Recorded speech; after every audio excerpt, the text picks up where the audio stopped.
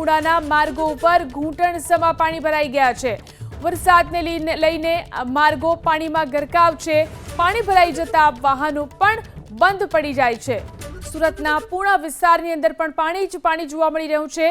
પુણાના માર્ગો ઉપર ઘૂંટણસમાં પાણી ભરાયેલા છે, તો વરસાદને કારણે માર્ગો પાણીમાં ગરકાવ થઈ ચૂક્યા છે। વાહનો પણ અહીંથી પસાર થતા બંધ થઈ જાય છે। વાહન ચાલકો મુશ્કેલીમાં મુકાઈ રહ્યા છે।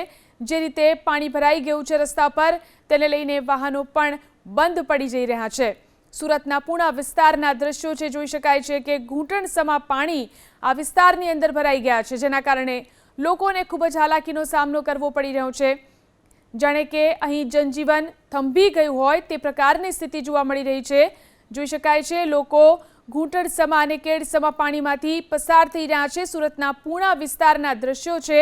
પુણાના માર્ગો ઉપર આ રીતે ઘૂંટણસમાં પાણી ભરાઈ ગયા છે, જેના કારણે લોકો મુશ્કેલીમાં મુકાયા।